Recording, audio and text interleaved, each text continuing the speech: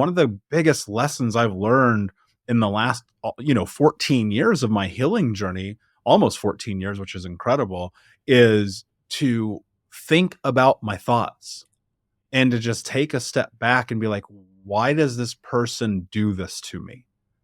And if you're not willing to do that, like, you can't be helped. And I know that's so hard for people to hear. And I've interviewed incredible human beings, both male and female, who have been on this show who have left abusive relationships. And they always acknowledge their responsibility. What did it really take to you? What did it really take for you to get to that place where you could acknowledge your role in this? Yeah, it actually was another rock bottom in the form of COVID, where my greatest fear came true. And that was I was forced to be alone with myself. And at, Terrifying. at the time, and that was terrifying, especially when all of the distractions that I was using to avoid and escape myself because I was still carrying a tremendous amount of trauma were removed.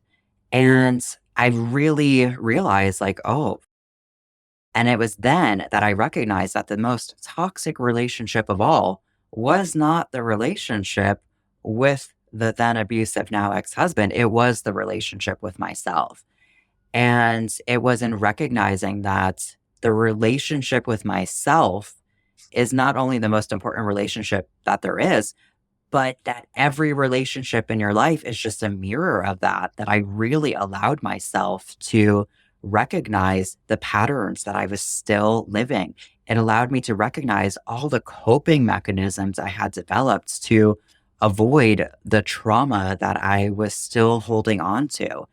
And that's really when I began, I would say, the real healing journey. Because before then, I thought I could just think my way out. I thought I could use mindset and personal development to just like high vibe my way through the trauma and like avoid the part where you like actually like feel and Yeah, that process doesn't everything. work. Yeah, no, that doesn't work. Like, hello, toxic positivity. That was me. I was like the high vibe check.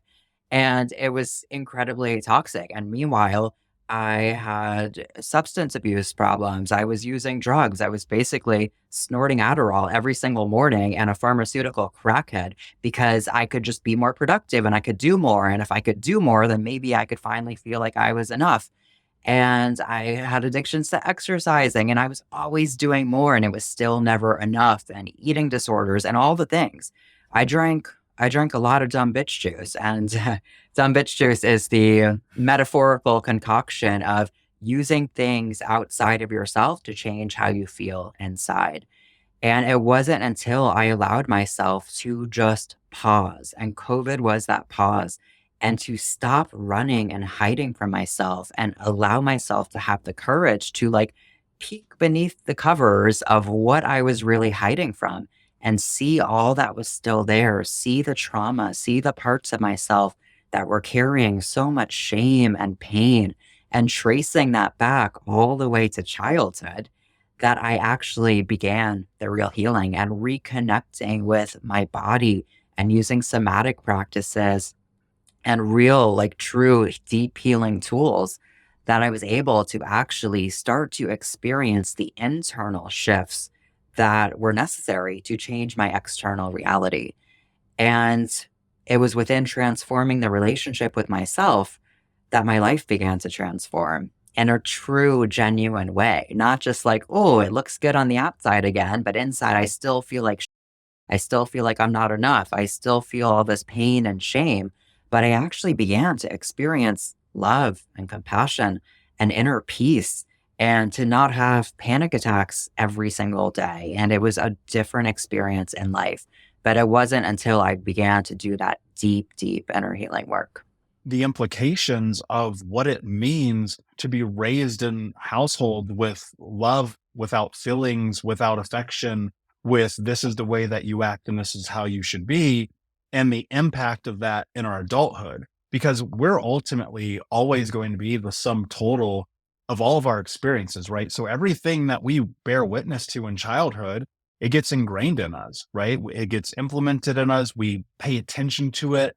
We for whether it's good or bad, decide that that is the way that we should behave in the world. So to have your feelings turned off, to be in masculine energy, which I'll probably have you define here in a second as well, and to also be pushing towards high achievement, while you would look at those things in childhood and think, these are great, this is how you navigate the world. It's like, but in adulthood, and especially when seeking a relationship and love and compassion, like it's actually a giant magnet of the polar opposite. It just pushes everybody away. I'm so curious, like as you were in this and you're like starting to notice, was there a moment? Because I think this is what happens for a lot of people. This is what happened for me in dating too. There was a moment where I sat and I realized I was like, oh, the reason this isn't working is because of me. Right. And it was like just so abundantly clear. And that takes a lot of guts, first and foremost. I think you got to have some courage to look in the mirror. Was there a specific moment for you where you're like, wait a second, I'm the problem?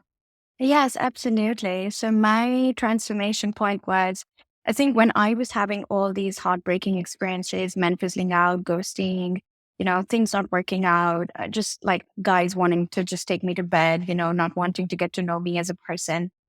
Um, I just said, men are intimidated. Men are intimidated by my brains. Men are intimidated by my success. Men are intimidated because I have an opinion.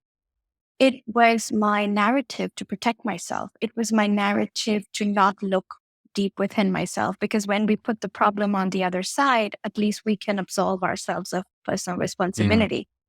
But it was when I met a man who was far more successful than I was. And, he was a lawyer from New York, and there was like electric physical attraction. And he treated me so well, and everything was going great. And then 2 months down the connection, his efforts started to dwindle. I stopped hearing from him. And of course, my feminine intuition said, if he's not messaging, he's not interested. But I was surrounded by all these equally masculinized German girlfriends who were like, come on, text him. He just wants to hear from you and figure out what the problem is and solve the problem and, take it ahead. And so I remember messaging him and saying, hey, is everything okay? I haven't heard from you. And him going, you're so lovely. You're so attractive. I like you so much. I just don't feel it. Like, I just feel like our connection is not deepening, And so I don't think it's working. And I think that was my moment of, pure heartbreak. I think I went into like this angry, bitter energy for like 2 hours that evening where I was like, uh, all men are like this and I hate guys and I'm gonna like just get super successful and I don't need a man and I'm not gonna like even look at this aspect of my life. It's not working. And then I woke up the next morning and I was like, Sami, you are the common denominator in all of these mm, experiences. mhm, And and don't give up on love, because I think love is that thing in life that really brings us to our knees, and we feel extremely vulnerable in love. I think success is so much easier to achieve because you can push through and control so much more than you can in love. Because in love, there is another party involved and they may or may not want to be with you. They may or may not like you. And that involves rejection, and rejection involves vulnerability. And we all resist vulnerability. And so that was the day when I woke up and I was like, no, I'm not going to give up on love. I know I have a very good heart, and I know the man who's going to really get to experience the real Sammy is going to be so lucky. And I'm going to work for that. Like, I'm going to work to like bring out that real Sammy. And of course, it was a journey because, the men I was attracting before I did the inner work and before I, which today I call my 6-step love success framework. You know, um, Today I call it that. But back then, I understood that I was just showing up with a mask in dating. I had a mask on and I had walls up, and nobody could really experience the real Sammy. It was just, it was just like the strong, successful facade. It was the impression I wanted to give men.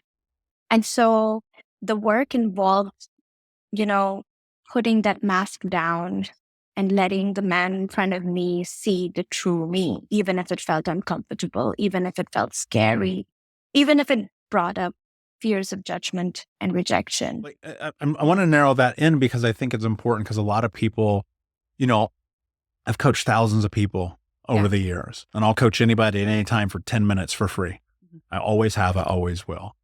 And that's people reaching out and ask for help. Because at least here with what we've been able to create at Think Unbroken, like, that's accessible. Yeah.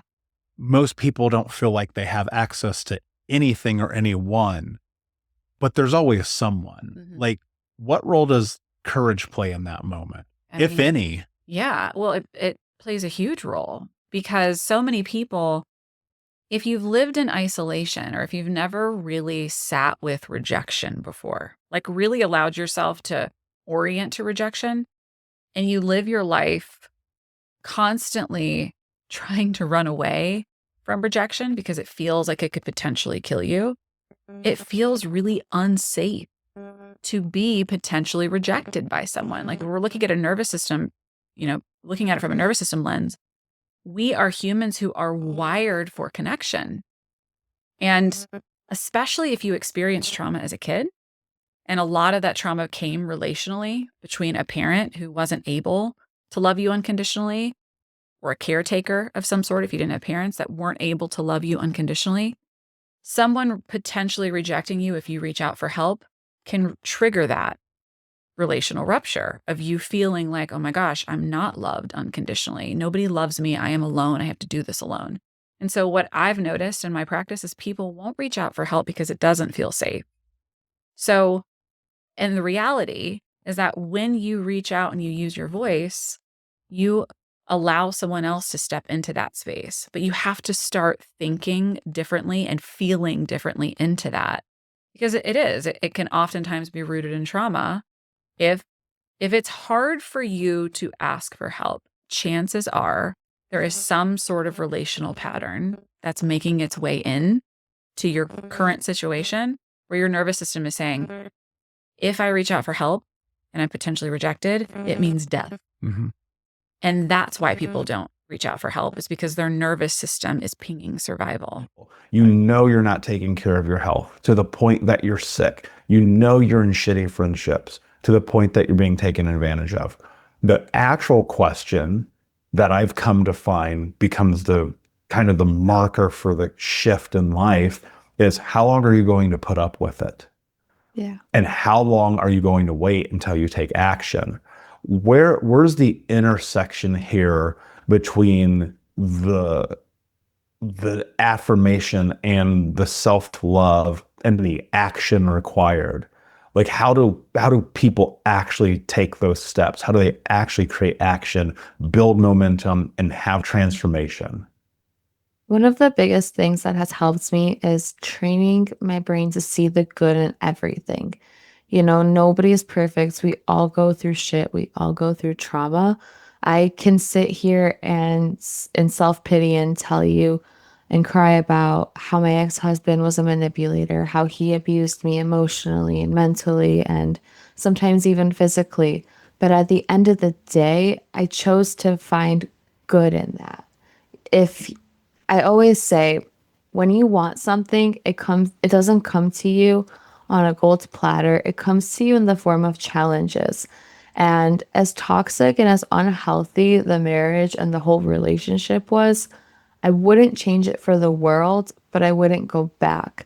And I say that because I grew up in a household where my parents were born and raised in Poland, and then they came to the States when they were around 18 years old, and they figured it out, and then they had my brother and I. And they did everything that they could to provide for our family and in the physical. But when it came to communication, emotions, all of that was completely non-existent. So I was an emotional being. I didn't know how to communicate. I had anger issues, all of it, you name it. And then when I was telling myself, I was like, God, I want to be more emotionally stable and I want to communicate better. And when I said that, I was introduced to my ex-husband at 20 years old, and he completely tore me apart. And it wasn't until about a year of being with him. I knew I wasn't supposed to be getting married to him. I knew I wasn't supposed to be moving in with him. I knew I wasn't supposed to be with him for the long term.